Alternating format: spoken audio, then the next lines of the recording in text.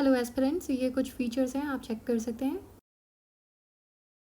बात करते हैं किसी भी आंसर को किस तरह से अटैम्प्ट करना चाहिए। वैसे तो हर किसी का अपना अपना तरीका होता है आंसर को अप्रोच करने का, लेकिन हम यहाँ पर एक बेसिक अप्रोच को यूज़ करेंगे जो ऑलमोस्ट सभी के लिए सुइटेबल हो और सबसे ज़्यादा इफेक्टिव हो। हमारी बेसिक अप्रोच कहती है कि सबसे पहले क्वेश्चन के कंटेक्स्ट को समझना चाहिए। कंटेक्स्ट मतलब वह ब्रॉड एरिया, वह ब्रॉड थीम जिसके ऊपर यह क्वेश्चन बेस्ड होते हैं। इसको सिंपल एग्जांपल से समझते हैं। मान लीजिए मैंने आपसे कहा कि एक्सप्लेन काउ, तो आप जिस एरिया में सोचेंगे वह काउ होगा। आप किसी और जानवर के बारे में नहीं सोचेंगे, राइट? यहाँ तक तो हमें पता चल गया कि हमें किसी दूसरे जानवर के बारे में नहीं सोचना है, लेकिन काऊ के बारे में भी क्या सोचना है, अभी भी कंटेक्स्ट पूरा क्लियर नहीं है। इसलिए क्वेश्चन के पूरे कंटेक्स्ट को समझने के लिए हम उसके कीवर्ड को भी देखते हैं। क्वेश्चन के कंटेक्स्ट को पूरी तरह से समझने के लिए हम उसके डायरेक्टिव वर्ड को भी देखते हैं। डायरेक्टिव वर्ड्स वो वर्ड्स होते हैं जो उस टॉपिक के अंदर भी किस डायरेक्शन में सोचना है उसके लिए गाइड करते हैं। जैसे कि हमने एग्जाम्पल लिया था एक्सप्लेन काउ, इसके अंदर जो डायरेक्टिव वर्ड है वो है एक्सप्लेन। उसके अकॉर्डिंग हम काउ के बारे में उसके फीचर्स बता सकते हैं कि काउ के 4 पैर होते हैं, एक पूंछ होती है। लेकिन वहीं अगर हमने डायरेक्टिव वर्ड क्रिटिकली एनालाइज लगा दिया तो हम सेम टॉपिक काउ के बारे में ही डिफरेंट डायरेक्शन में सोचेंगे, मतलब काउ के एडवांटेजेस या डिसएडवांटेजेस। और इस तरह से आपने देखा कि एक ही थीम होने के बावजूद 2 डिफरेंट डायरेक्शन से हमने सोचा, और इस तरह से आप क्वेश्चन के पूरे कंटेक्स्ट को समझ पाते हैं। एक बार कंटेक्स्ट को समझ लिया, फिर हम अपने नेक्स्ट स्टेप पर आते हैं जो है कंटेंट को गैदर करना। क्वेश्चन की अंडरस्टैंडिंग के बाद जो भी रिलेटेड मैटर हमें मिलता है उसे हम गैदर करने की कोशिश करते हैं।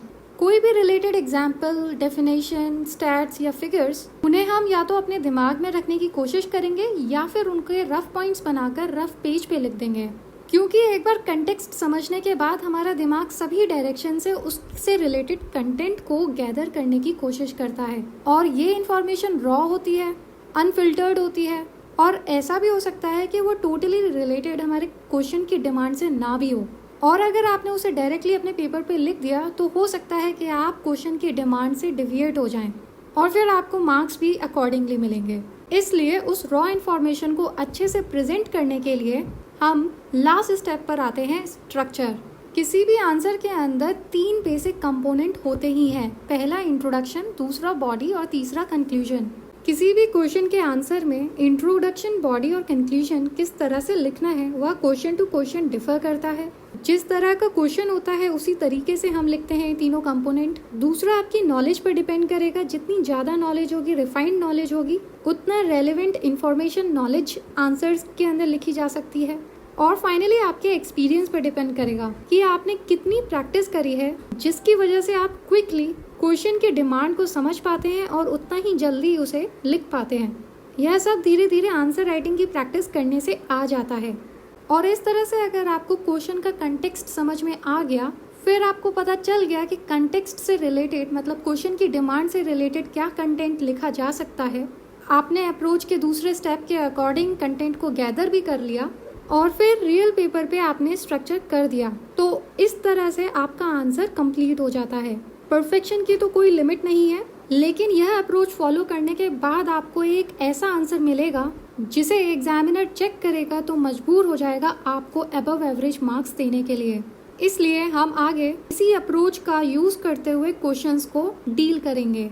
आज बेसिकली अपने आंसर राइटिंग के जरिए एक टॉपर के आंसर को एनालाइज करने वाले हैं। यह टॉपर है 2018 के यूपीएससी एग्जाम के, जिन्होंने ऑल इंडिया रैंक 1 हासिल किया था, मिस्टर कनिष्क। इनके आंसर्स को देखते हुए हम जानेंगे कि कैसे GS4 के आंसर को लिखा जाता है।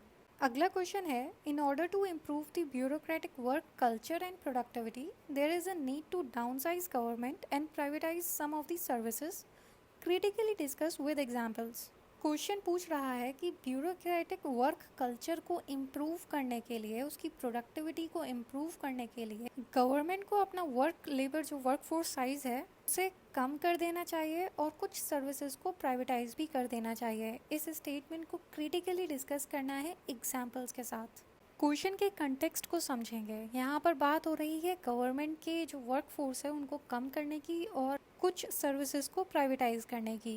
क्रिटिकली हमें डिस्कस करना है और वो भी एग्जाम्पल्स के साथ। क्रिटिकली डिस्कस करने का मतलब हो जाएगा आपको दोनों एस्पेक्ट्स इधर बताने हैं और फिर एक्सप्लिसिटली लिखा है कि आपको एग्जाम्पल्स देने हैं, तो आप इन क्वेश्चंस की डिमांड को पूरा करेंगे। कंटेंट के लिए तो आपको पता है या करंट अफेयर्स का टॉपिक है और ये इशू किसी न किसी फॉर्म में आता रहता है, लेकिन आप एग्ज़ाम रूम में बैठे होंगे और आपको सारे पॉइंट्स गैदर करने होंगे, तो एक एनालिटिकल अंडरस्टैंडिंग की ज़रूरत होती है। जो अभी से जो भी आप न्यूज़पेपर पढ़ते हैं उनको वाइडर पर्सपेक्टिव से पढ़ के पहले से ही इन क्वेश्चन के लिए तैयार हुआ जा सके। लेकिन आपको ये भी ध्यान रखना है कि GS4 का है तो GS4 रेलेवेंट चीज़ें ही आए, क्योंकि फिर आंसर अपने सेंट्रल पॉइंट से डिविएट हो जाएगा। तो कोशिश करिए कि आप रेलेवेंट चीज़ें ही लिखें। स्ट्रक्चर की बात करते हैं। इंट्रोडक्शन की शुरुआत आप इस इशू के बारे में ओवरव्यू देकर कर सकते हैं और फिर बॉडी के अंदर दोनों एस्पेक्ट, जैसे कि यहाँ पे दिया है क्रिटिकली डिस्कस, तो आपको दोनों एस्पेक्ट बताने हैं। क्या एडवांटेजेस हो सकते हैं गवर्नमेंट को डाउनसाइज करने के और प्राइवेटाइज करने के, और फिर उससे रिलेटेड जो कंसर्न है एक तरह से डिसएडवांटेजेस, उन्हें आप लिस्ट आउट करेंगे। और फाइनली कंक्लूजन के अंदर, जैसे कि हम हमेशा कोशिश करते हैं कि एक बैलेंस्ड ओपिनियन देकर आंसर को कंप्लीट कर सकते हैं। इंटरेस्टिंग क्वेश्चंस हैं, आप इन्हें अटेम्प्ट कर सकते हैं, एटलीस्ट अटेम्प्ट करने की कोशिश कर सकते हैं। इनके आंसर्स थोड़े टाइम बाद हम देखेंगे कि टॉपर्स कैसे देते हैं। नेक्स्ट क्वेश्चन हमने यह देखा था। इसके इंट्रोडक्शन की शुरुआत करते हैं। जो स्टेटमेंट में था उसी को इन्होंने ओवरव्यू देकर बताया। ब्यूरोक्रेटिक वर्क कल्चर को लेथार्जिक, कोल्यूसिव, रिस्क फ्री बोलकर क्रिटिसाइज किया जाता है। मतलब आलसी, लेजी एटीट्यूड वाले, रिस्क फ्री, जिन्हें चिंता नहीं है और जिन्हें डर नहीं है कि उनकी नौकरी पर किसी तरह का असर पड़ेगा। कोल्यूसिव मतलब फेवर्स लेना या आप कह सकते हैं एडवांटेज लेना, और फिर अपने आप को ज़्यादा प्रेफरेंस देते हैं ब्यूरोक्रेटिक वर्क कल्चर में काम करने वाले लोग rather than on their duty. फिर क्वेश्चन की टोन के साथ ही इन्होंने बताया कि हाँ, ब्यूरोक्रेटिक वर्क कल्चर को अगर डाउनसाइज किया गया या प्राइवेटाइज किया गया कुछ सर्विसेज को, तो वहाँ की कंडीशन में कुछ रिजुविनेट हो सकता है, कुछ अच्छा हो सकता है। क्योंकि क्वेश्चन था क्रिटिकली डिस्कस और एग्जाम्पल के साथ समझाना था, तो यहाँ पर उन्होंने एडवांटेजेस बताए। पहला पॉइंट बताया कि अकाउंटेबिलिटी फिक्स की जा सकती है।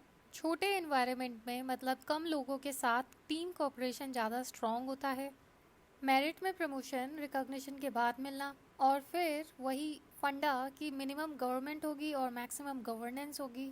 एक बेहतर पीपल सर्विस इंटरेक्शन हो पाएगा। नेक्स्ट पॉइंट, वर्क कल्चर के अंदर ज़्यादा एफिशिएंसी आ पाएगी, मतलब पहले से ज़्यादा अच्छे से काम करेंगे। गवर्नमेंट उन क्रिटिकल और सोशल सेक्टर सर्विसेज पर ज़्यादा फोकस कर पाएगी बेहतर तरीके से। यहाँ पर उन्होंने सजेशन दिया है, उस टाइम के लिए ज़्यादा रेलेवेंट है कि एयर इंडिया के अंदर इन्वेस्टमेंट से ज़्यादा उस मनी को मिशन इंद्रधनुष के अंदर इन्वेस्ट किया जाए। क्योंकि कीवर्ड क्रिटिकली डिस्कस था, तो यहाँ पर हम अपना कंसर्न भी बताएंगे। जाहिर सी बात है कि डाउनसाइजिंग होगी तो जॉब लॉसेस होंगे और इसके अंदर और ज़्यादा रिस्क फ्री एटीट्यूड प्रमोट हो सकता है in order to avoid scrutiny. फिर प्राइवेटाइज्ड सर्विसेज के अंदर क्वालिटी डिलीवरी और सोशल अकाउंटेबिलिटी को एंश्योर करना और भी ज़रूरी हो जाता है। एक बार को क्वालिटी मिल सकती है डिलीवरी में, पर सोशल अकाउंटेबिलिटी इज़ डिफ़िकल्ट, क्योंकि इनका जो मेन मोटिव होता है वो प्रॉफिट होता है, राइट। एग्जाम्पल के तौर पे दिया है इन्होंने कि प्राइवेट सेक्टर, जो हेल्थ केयर का प्राइवेट सेक्टर है, इस मामले में ज़्यादा सोशली एक्सक्लूसिव है इंस्टेड ऑफ गवर्नमेंट। इस तरह उन्होंने कंक्लूड करके लिखा है कि एक बैलेंस्ड अप्रोच को अपनाना ज़्यादा बेहतर है, जिसमें नॉन कोर गवर्नमेंट सर्विसेज को प्राइवेटाइज्ड करना ज़्यादा सही है और उन्हें फिर भी खाली नहीं छोड़ा जाए, उनकी भी कुछ न कुछ अकाउंटेबिलिटी हो। इस तरह से यह आंसर कंप्लीट होता है। एज यू कैन सी, यहाँ पर हर पॉइंट क्रिस्प और कंसाइज फॉर्म में है। हर चीज़ को डिटेल में लिखने की ज़रूरत नहीं होती है, वो सेल्फ अंडरस्टैंडिंग होता है। प्लस कुछ कैंडिडेट्स अलग से हेडिंग बनाते हैं इंट्रोडक्शन और कंक्लूजन की, अवॉइड दैट। और जहाँ पर पैराग्राफ में लिखने की ज़रूरत है वहाँ पर पैराग्राफ में लिखिए, और जहाँ पर पॉइंट्स लिस्ट आउट करने हैं वहाँ पर पॉइंट्स लिखिए। फाइनली बात करते हैं कि ऐसा कौन सा एक्स फैक्टर होता है ऐसे कैंडिडेट के बीच जिसकी नॉलेज टॉपर की नॉलेज के इक्वली होती है, पर फिर भी उसे टॉपर से कम मार्क्स मिलते हैं, ऑलमोस्ट किसी भी टॉपर की कॉपी अगर आप उठाएंगे तो उसके अंदर कुछ चीज़ें कॉमन दिखाई पड़ेंगी। पहला, जितना भी पॉसिबल हो उतना ये पॉइंट में बनाकर आंसर देते हैं। कीवर्ड्स के नीचे अंडरलाइन करते हैं जिससे कि एग्जामिनर की अटेंशन डायरेक्टली उन कीवर्ड्स पे जाए। तीसरा, आंसर के अंदर विजिबिलिटी बनी रहे उसके लिए शॉर्ट पैराग्राफ्स बनाते हैं 5 to 6 लाइंस के।